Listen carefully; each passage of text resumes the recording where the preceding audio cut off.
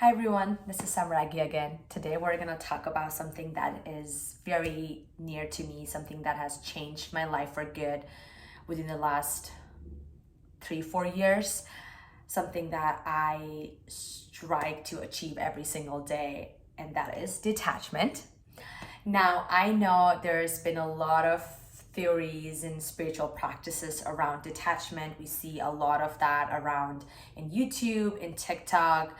I personally practice detachment through Hinduism, which is, what I am. I'm a Hindu, come from a Hindu background. This is no way or shape or form an advertisement for you should follow what I follow. Whatever you follow, you can follow that. I think we can all collectively agree that attachment is the root cause of every single human suffering that we have. If not every, at least most of them are, because we are so attached to every single thing that we own, outcome, this idea of like living in the future. Especially for someone like me who has been in this spiritual path, or who has been trying to figure out what spirituality is for the last few years, I'm constantly torn between the duality of attachment versus detachment, because I genuinely believe that as human beings, like, we are put in this world for human experience. So it is almost our duty to be like a human being, like a proper human being, like be attached to your family, your friends, the business that you've worked so hard to build, the job that you have worked so hard to like get, the relationships that you have worked so hard. So whenever things don't work out your way, or like you go through a breakup, of course you're gonna be sad, because you as a human put your energy to be attached to those things so that you could, in a way, be happy and be satisfied and be content with those things. We are also very attached to our faith, the God that we believe in. Or if you don't believe in God, you're so attached to this identity of like, oh, I'm an atheist. Like, we're all attached to something in some way or form. But I think this is where the trick is, or in a way, this is where the test is, because the more attached you are to something, the chances are you're either gonna lose it or just not gonna get it in the first place. Like, in a way, I think God or universe or your subconscious, like, really like, will look at your desire and look at your vibration. But if you're overdoing it, or if you want something so much, like, you're just not gonna get it. And that's just how the world works. Because whenever you desire something, if you're coming out of a mindset of gratitude and abundance, then definitely you can have it. But somebody who already has gratitude for what they have, they're not even gonna have a strong attachment to the desire in the first place. Whereas if your desire to do something, and if there's something that you really want to achieve, you are going to be operating from a mindset of lack and fear, and that's ultimately going to hurt you and hurt your manifestations in a way. Which is why I personally think that we are put in this world to have a human experience, but our real test is to reach that detachment and give up that human experience. And that's how we actually make it. Now, by no means I'm saying that we have to just all give up this life and live like a monk, although that might be your calling. If in that case, absolutely do it. Personally, I just don't think that that's my calling at this exact moment.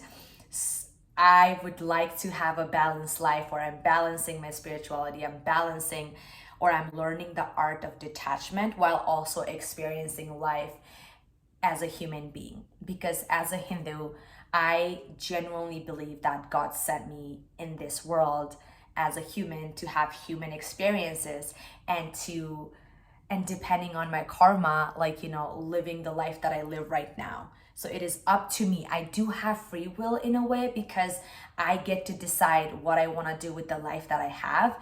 And depending on what I do, my future or my future lives will be affected. So in a way, I do have power, but ultimately God has a path for me already. So I have multiple paths that God has given me. It is up to me to choose the best part for me to become that highest version of myself. This is where Hinduism comes in place for me. You can, it could be any other religion or philosophy for you.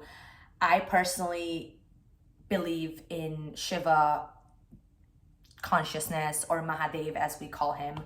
I learned about the 7 laws of karma from Shiva or Mahadev back in 2022 when I was trying to get into more Hinduism and just understand where my spirituality came from, like how I got interested in the first place. Now I know that it was my grandfather. After he passed away, I have been a big devotee of Shiva, and he was a big devotee of Shiva. So whatever I do, it's his blessings, and I very much believe in being connected to your ancestors. And these 7 laws have genuinely changed how I live my life and how it's shaping to become the person that I am today, or the person that I will be in future. And I think those are the 7 laws that I want to share here today, because I think this is the core of detachment and where everything can be solved. It's very simple. It's very common sensey, but apparently that's a lot these days because everything is so complicated. So I think we just have to go back to basics and learn these rules. The first rule of karma is truth. It states that you have to be not only true to yourself, but you have to be true to others, which is very simple. Every philosophy, religion preaches this. The second law states that knowledge is God, which is very true and something that I personally love. The second rule, because I'm constantly learning things and I have a very curious mind. So God genuinely wants us to learn and be curious and expand. Never stop learning, because the more you learn, the more you get closer to God. So even if you're not religious and you're not following God, if you have a passion and if you have something that you just want to do in your life, that drive, you will ultimately reach that success. And we see that a lot in today's day and age, right? So I think that's a very important law. The third one says that everything is an illusion, which I know is very vague, but very simple if you think about it. Everything is an illusion. So the real happiness comes within. At this moment, I can choose to be happy right here, right this second, and I am happy.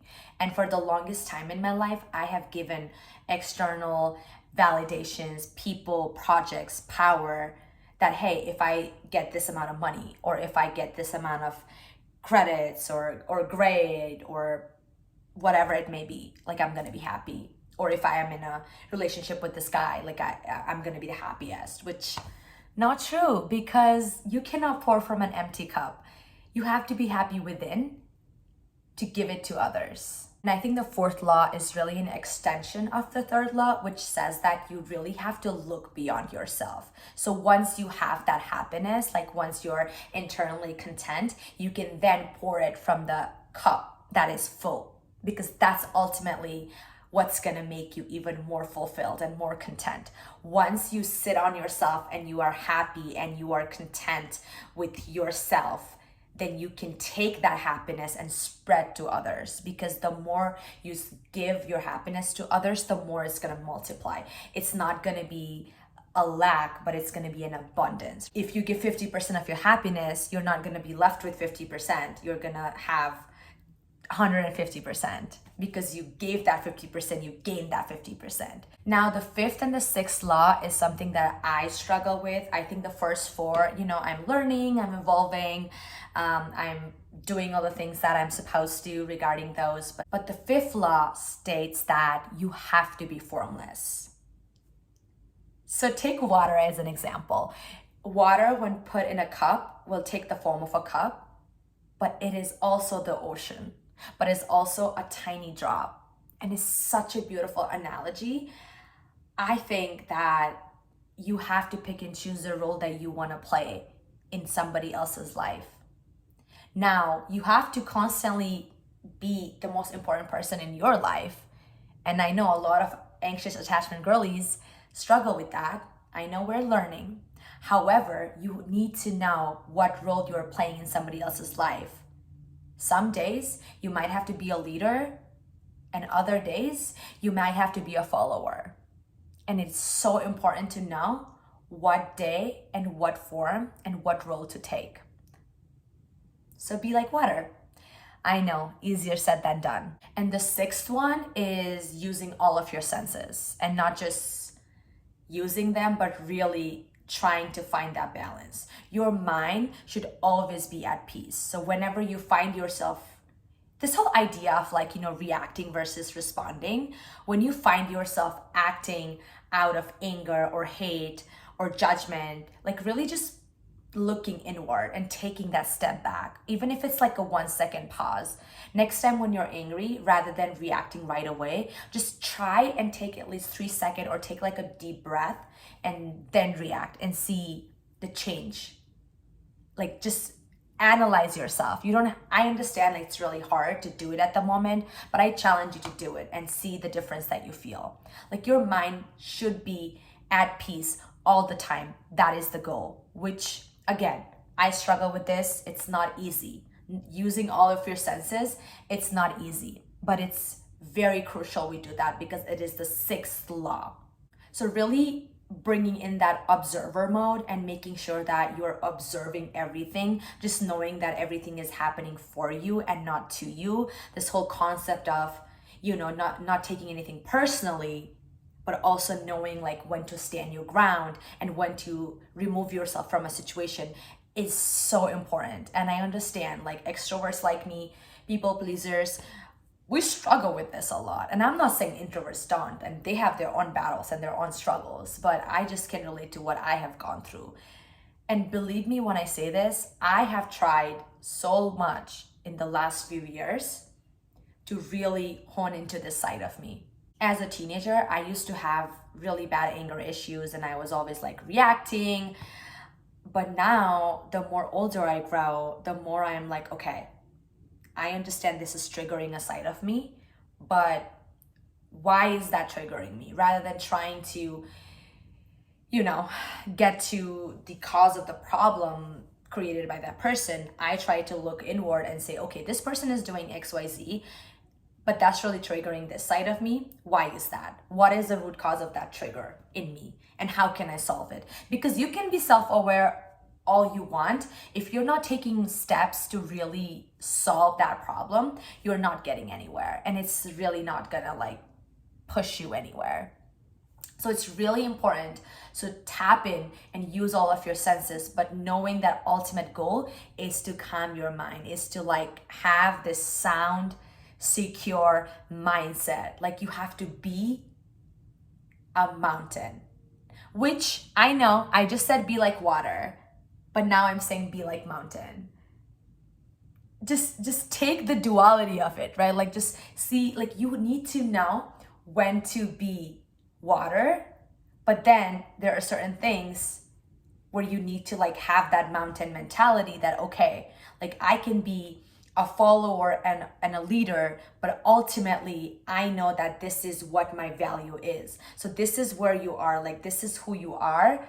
But then depending on life situations, sometimes you are this and you come here, other times you take a step back and you come here. But ultimately, you know that this is your position and everything is just revolving here, and everything else is just background noise.